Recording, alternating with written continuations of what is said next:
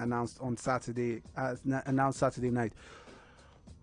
So you know what I was doing when I saw the story? I decided to first of all look for the kind of refineries that we put in, and first of all I couldn't find any details to the kind of the refineries we put, the kind of what do you call it, the kind of technology behind it. Okay. But what I could find is the improvement in technology because some of these refineries as old as 40, 50 years, and I was looking at the difference between the technology then and the technology now, and I was thinking to myself, there's no how we can be having great yields if what we are having is refineries from which I blast from the past. Back in the day. And you're thinking to yourself, so why are we so when we talk about this full maintenance, turnaround maintenance, full maintenance, rehabilitation, I mean, there's always one. As long as I've been a Nigerian, we've been doing turnaround. The refinery needs to just be on a rotating chair because it keeps turning around. We're spending money on this. We're not getting the kind of yields we should be getting. We're still importing petroleum products at a massive scale. And then you wonder, we're still spending more money on this. When is it going to end? It's not like it's going to end. I don't know. This story behind It's a something I don't get it. Sanford joins us, City of Lagos. Sanford Mba. Good morning. How you doing? Good morning, Lagos. Good morning, guys. Morning, sir. The traffic was crazy, right? Oh, it was. By the way, City of unbelievable. Lagos, sorry for that. Did you enter Friday traffic? Sorry. I apologize to the entire City of Lagos on behalf of Lagos. Yeah. So wherever you're listening to us from in the world, on Friday, it's been tagged the worst traffic ever, the worst traffic jam ever. I was seeing videos of people literally just coming out of their cars and just strolling on the bridge. Friday was bad. I left the office at 10:30 at night. Trying to beat it, have you? Feeling like you were I was sharp. actually working. Oh, But okay. Of course, I felt like, well, by the time I get out of this place, I got home by a few minutes before 1 a.m. And that was because at every point, so going from the, what's that bridge now, down to Akpogbo, it was really bad. We were there for like nearly an hour, and then it was unfortunate. Yeah, good to be here though.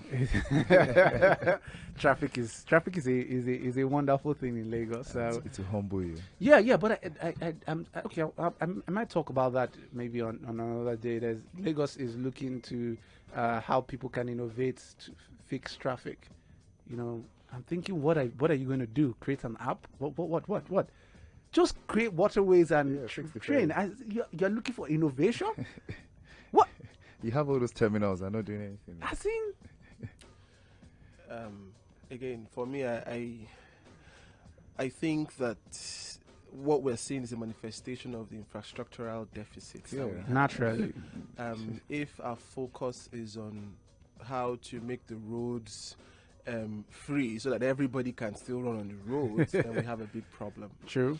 Yeah, so I would expect that we explore all other options. And see how we can be able to And use see- them and yeah, maximize them, right? Yeah. All right, City of Lagos, let's go on a short break. Let Sanford catch his breath slightly because I don't know, what did you have to take to get here? He ran keke. Nah. Yeah, I still managed to come by Bolt. Okay. You have to keep the official look going. Some of us will just climb all those bikes and things and just get here on time. All right, City of Lagos, let's go on a short break. When we come back, we'll be going into the headlines. Do stay with us on the Money Business and Economy Show right here on 99.3 Nigeria Info. Here on 99.3 Nigeria Info. Yomi Ajayi with us from Investment One, still with us in the studio, and Sanford Mba still with us in the studio. So guys, let's go into it. Border closure. Nigeria's border closure. Lawmakers want Nigerians to be patient with the federal government.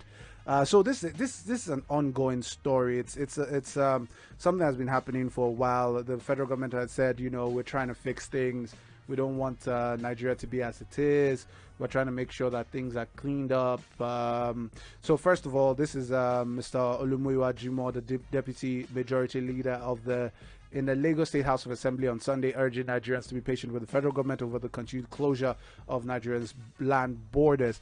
He said that for the nation to move forward, Nigeria's appetite for foreign goods must stop, as well as their quest for material. I don't like this. I don't. Okay. Yeah. I don't like it.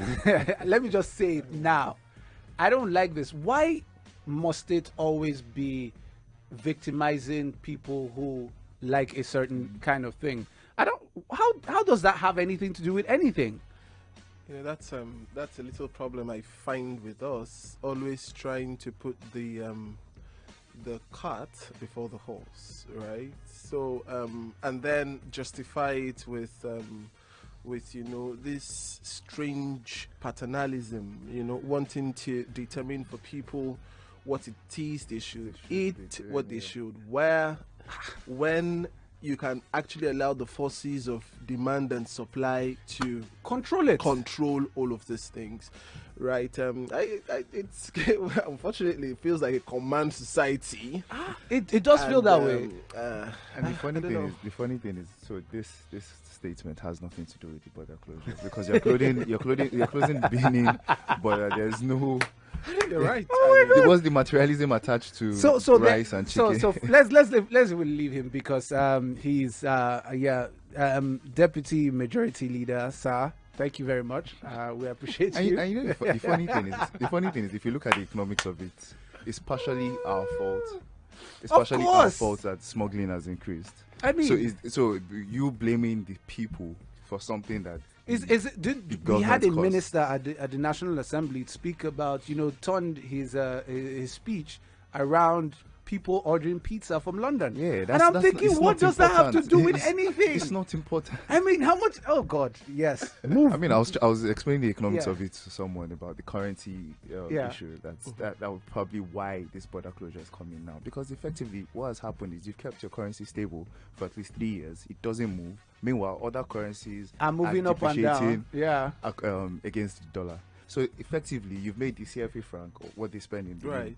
like 12% cheaper Than the naira. than the naira. So people will So just People will look to take advantage of it. That, There's oh, an it's cheap. arbitrage opportunity. Yeah. So you 12%. create, and it's not just there. See, our economy has created an arbitrage opportunity all round. All round. Absolutely. All round. Even Absolutely. for people bringing FX into the country, even for people foreign portfolio investors. I mean, there's just a sweet spread.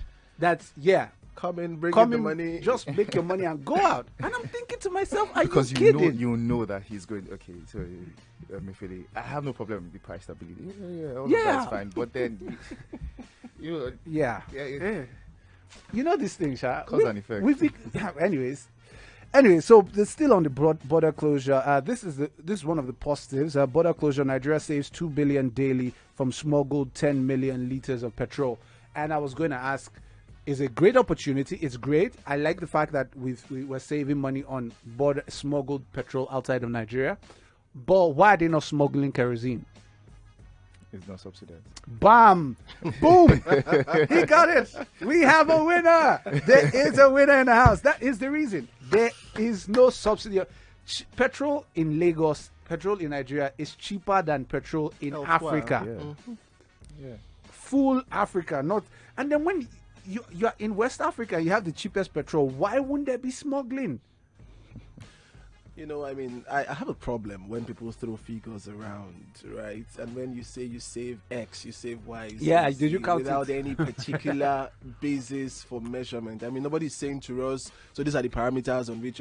I say this because so we all know, this, that other than the legal borders, we have the illegal borders. Yeah. So beyond the point where you have customs officials and policemen and all of that, you have other unofficial routes through which these things pass through, right?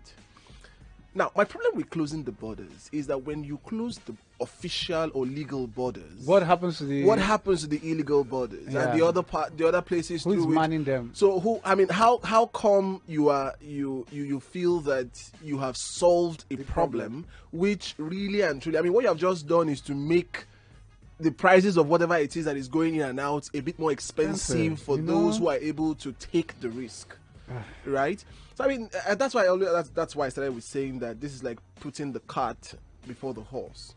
We have a live problem, a real problem at hand. Yeah. But you're not really solving that problem. Instead, you're taking a half-hearted measure of closing your official borders, increase revenue for the strong-hearted who can brave the bushes and all of those other places.